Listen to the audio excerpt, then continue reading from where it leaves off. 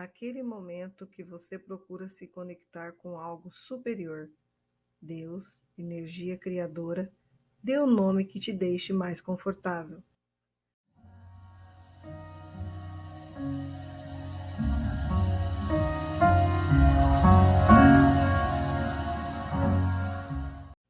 Mas o que é a espiritualidade?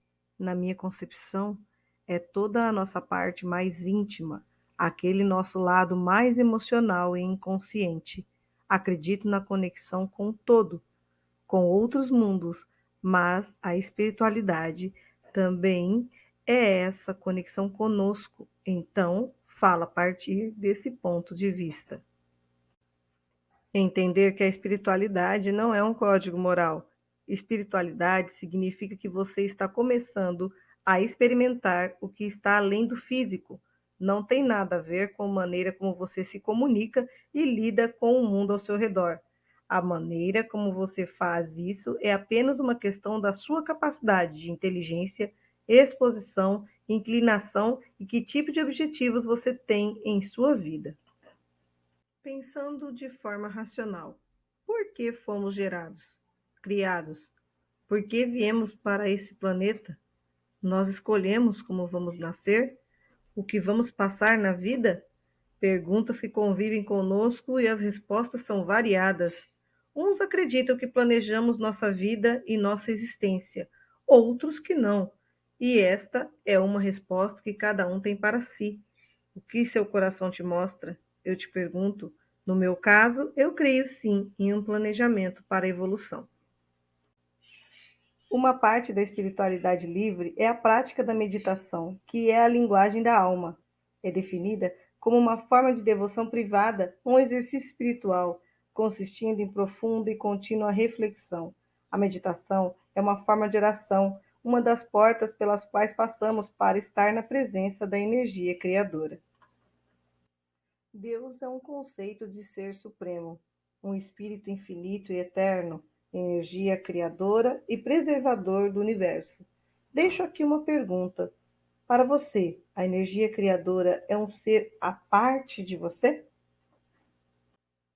A criança tem uma vida espiritual especial, profunda na comunhão e na graça. É muito diferente da vida espiritual da maior parte dos nós adultos. Entender a forma e as manifestações espontâneas que elas têm é uma das maneiras de compreender a criança, de libertar sua verdadeira natureza. A fé é muito mais do que uma crença passiva. Demonstramos nossa fé por meio das ações, pela maneira como vivemos. A espiritualidade tem a ver com o propósito e sentido que a pessoa encontra para a sua vida. Algumas encontram essa conexão com a religião ou com o divino, enquanto outras podem achar com elas mesmas, na convivência com as pessoas queridas, amadas, a arte e na natureza. O que a espiritualidade nos ensina? A espiritualidade é, sobretudo, um grande ato de conexão entre o ser humano e o divino. Ela constrói o modo como compreendemos o mundo, as pessoas e Deus, energia criadora. É um ato que energiza nosso ser e nos faz evoluir. O que sentimos quando encontramos nossa espiritualidade? Na verdade, uma sensação de paz. Você começa a evoluir e a autoavaliar o seu dia, por exemplo. As atitudes que não deveriam ser tomadas por impulso e foram. Você sente uma sensação de calor quando fala do que acredita. Ao buscarmos o significado da palavra espiritualidade no dicionário, lá diz que é o sentido real, a significância de algo. Por isso, entendo que ao fazermos algo que nos faça sentido, que seja importante para nós, a nossa jornada de vida se torna espiritual. Aqui algo interessante. Um artigo de novembro de 2018 sobre a magia dizia: Espiritualidade e magia nas histórias em quadrinhos da Marvel, por Silas Guerriero e Fábio Leandro Stern. Nas histórias de super-heróis, a magia é uma constante, muitas vezes confundida com a religião e espiritualidade. O presente artigo objetiva analisar a espiritualidade na representação da magia no universo Marvel. Foram identificadas três formas principais pelas quais a magia é representada. como fruto do impacto demoníaco, como manipulação do campo quântico e como ciência outra. Aqui eu quero mostrar para vocês o herói que representa, para mim, essa parte da magia, Doutor Estranho. E, na minha opinião, que reúne esses requisitos de forma mais leve é o Doutor Estranho, apesar que alguns irão defender que é a Feiticeira Escarlate. Mas eu fico com a primeira opção e vou te explicar por quê. Doutor Estranho, assim como o mero mortal, precisou aprender a dominar as energias, mostrando que se aprende se houver dedicação. Claro que no caso dele foi uma coisa mais fora do comum, se é que vocês me entendem. Ele foi além, abrindo portais, transitando na linha do tempo para estar em diversos lugares. Ele fazia isso no filme de maneira física, mas todos nós podemos fazer de maneira espiritual e vou te dizer como. O Doutor Estranho é a personificação do acesso a diversas dimensões que a espiritualidade livre permite crer que existam, afinal, ela é livre. Ele mostra isso usando um portal mágico que se abre à sua bel vontade onde ele estiver. E você também tem esse poder. E logo vou te dizer como isso é possível. Um dos maiores presentes que Deus deu a você é o dom da imaginação. É a capacidade de ver as coisas, pensar e criar. A imaginação é realmente muito poderosa. Aprenda a usar o poder da imaginação para superar seus obstáculos, medos, traumas e baixa estima. Trazemos isso quando crianças. O poder da imaginação nos fazia felizes. Perdemos esse poder ao crescer e o segredo é resgatar ele para que você possa abrir os seus portais. Você quer uma prova? O sucesso de bilheteria mundial desses tipos de filmes que mexem com a sua imaginação, libertam seus desejos de viver e conhecer lugares incríveis. Um exemplo disso foi o filme do Pantera Negra. Todos, ou quase todos, desejaram viver em Wakanda. Você gostaria de viver num lugar como aquele? Já pensou em ir para o espaço? Você entende onde sua imaginação pode te levar? Lugares reais que a internet te possibilita ver para alimentar seu banco de dados, seu cérebro e depois projetar essas imagens no seu momento de relaxamento. Falando em ver, o que significa o olho na espiritualidade? O olho é um símbolo da percepção das coisas, entendido como um elo entre o mundo interior e o exterior. Por isso, também está ligado à clarividência. Muitas doutrinas entendem que ele é capaz de liberar energias positivas ou negativas. O mal-olhado, o olho gordo, na cultura brasileira representam bem essa ideia. Mas você não depende somente dos olhos, todos os seus sentidos se conectam. Agora vou ficar em silêncio e te peço que feche seus olhos por um instante e escute.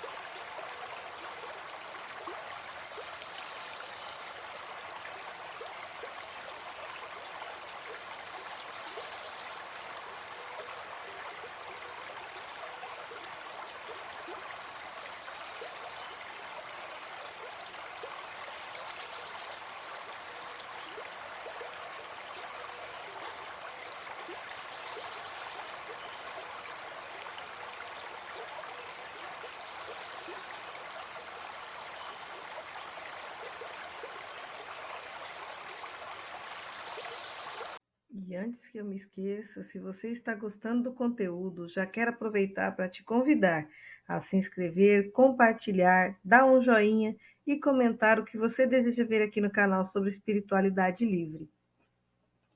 E há poucos instantes, quando te pedi para fechar os olhos, você nada mais fez do que uma prática de meditação. Sentiu? Tenho quase certeza de que você se imaginou em um lugar calmo. Está aí o segredo da imaginação. E isso não é nenhuma bobagem.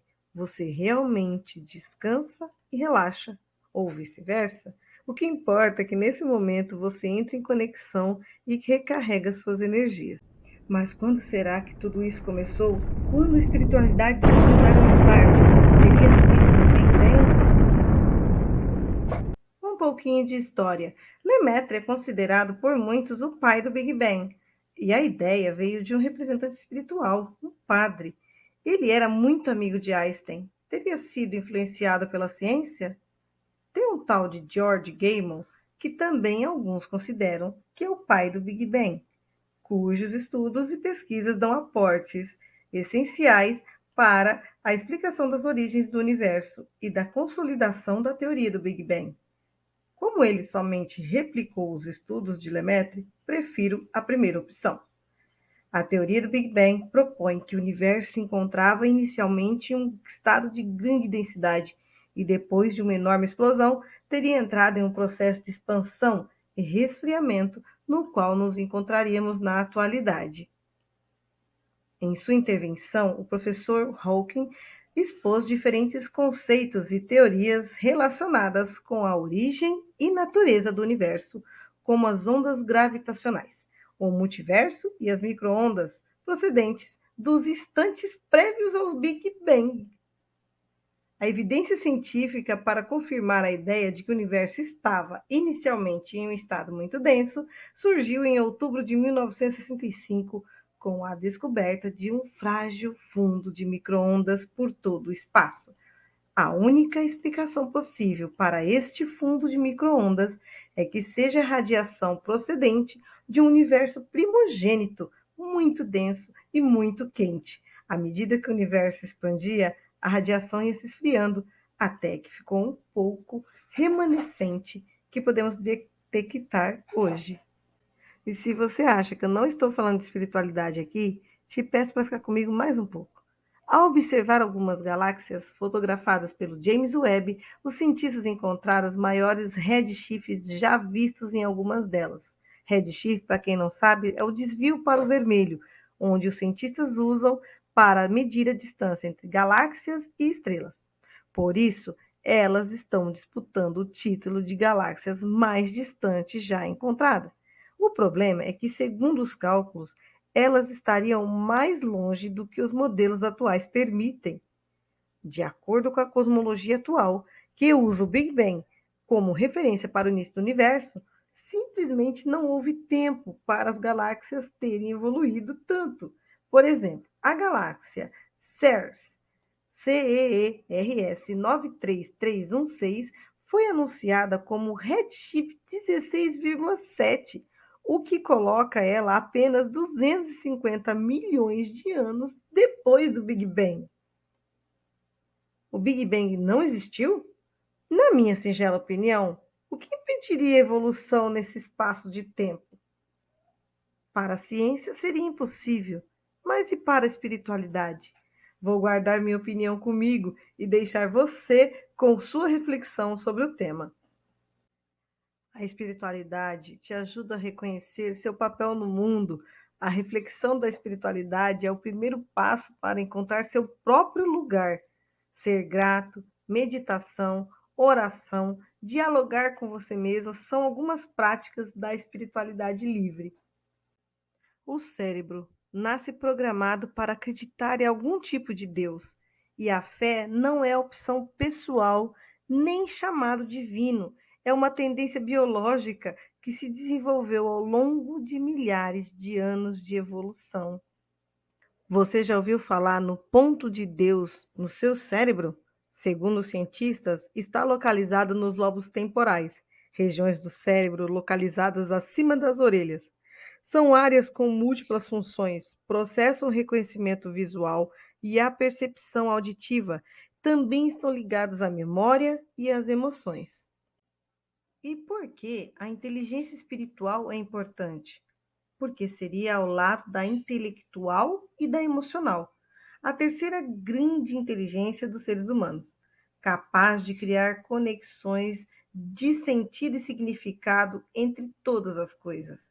É por meio dessas ligações e vínculos que o indivíduo é capaz de desenvolver também o sentido de vida, fundamental ao desenvolvimento da energia motivacional e nas relações interpessoais.